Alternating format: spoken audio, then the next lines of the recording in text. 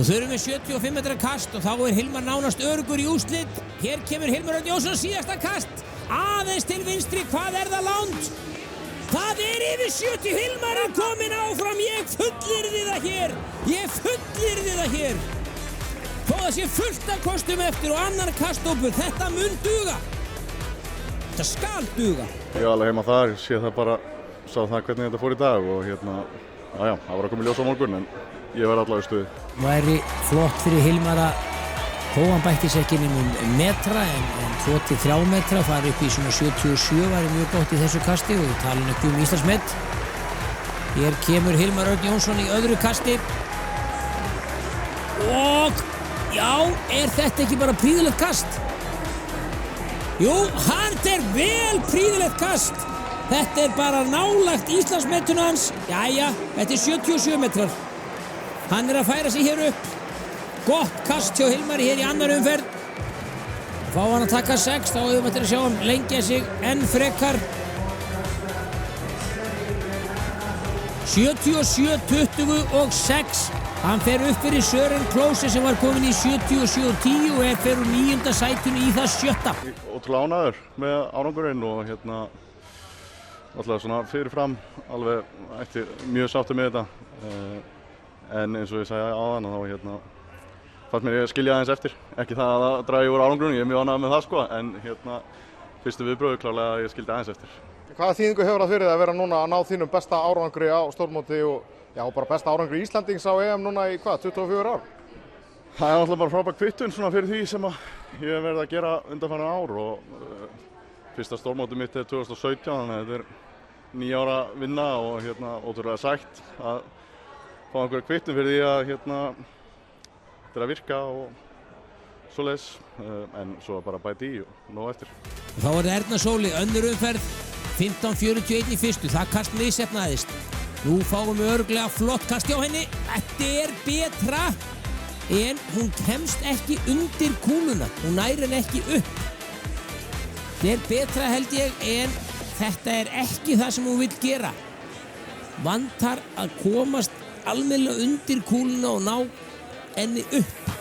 Þetta var bara ekki alveg nóg gott. Ég var bara að reyna að stilla mig af í köstunum og reyna að finna meiri kraft og sprengju og ég bara náði því ekki í dag. Það var bara þannig. Á Elisabetu í öðru kasti. Fáum við 70 metra kast hjá henni núna. Elisabeth Rúnarsdóttir. Þetta lítur ekki illa út.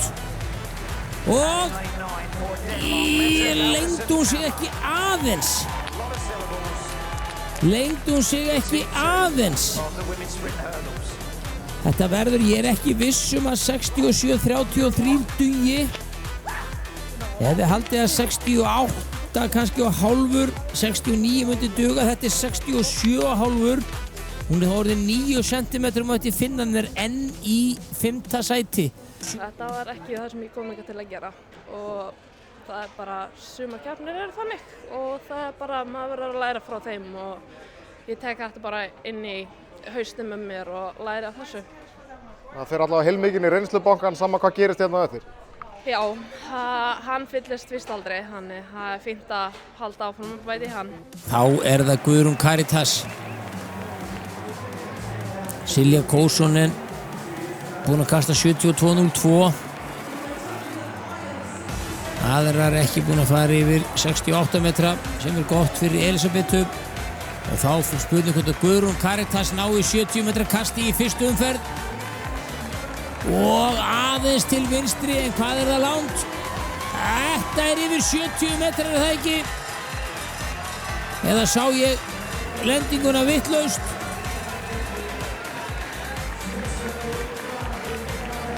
Sá ég lendinguna mögulega vitlaust?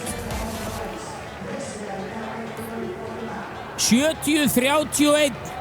Hún er örugg áfram með þetta, ætla ég að lofa mér að segja. Ég á vel heima í þessum úrslitum og núna þarf ég bara að setjast niður með þjálfaranum mínum og fara svolítið yfir þetta. Við komum að þetta mót til þess að keppa í úrslitunum. Og þá er komið að Guðrúnu. Mætti hætta að sýna ykkur Katrínu Kokk, mætti sýna ykkur Guðrúnu. Nú vonum við að snúningurinn heppnist. Krossið í fingur, vonandi nær hún að safna sér saman og taka sín venjulegu 70 metra köst. Hér kemur Guðrún. Hvernig snýst? Hún snýst betur en það samt aðeins skakt en það var gilt en það fór í búrið. Því miður þá tókst þetta ekki að þessu sinni. Koch vann varpar öndinni léttar. Guðrún fær þó gilt kast. Mælt en þetta snýst örlítið. Það gekk betur en hefði þurft 1 í viðbót. 67-24 og hún þá 12. og endar 12. í þessum úrslitum. Ég bara, þetta drullu fúl sko. Þetta var ekki ég var ekkert nálægt því sem ég ætlaði að gera en bara stressið bara tók yfir og það bara gerist en auðvitað það bara fúlt en já, ég náði samt bara að njóta þess að vera þarna og ég náði allavega einu kasti inn. Og þá fáum við vonandi 63 metra kasti á Guðna, hann reif aðeins í þetta en þetta ekki betri en áðan? Jó, þetta ívið betri en áðan en hann ekki sáttur en hann lætur þetta standa, hann gerir þetta gilt en hann þarf að ná sér talsvert meira á strik, þarf að fara einum 6 metrum lengra, þetta 57-79, hann þá 18.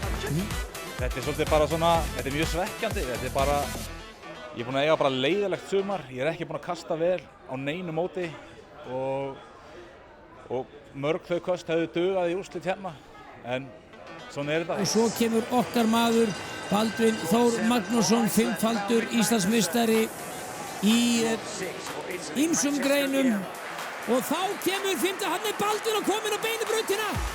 Hann að komin á beinibrautina, hann orðinn 13. Keppnissæti 5, 6, 7, 8, 9, 10 og hér kemur Baldvin upp í 12. Baldvin upp í 12. sæti, hann kemst á topp 12. Held ég alveg örugglega. Var hann ekki að ná sér upp í 12. sæti?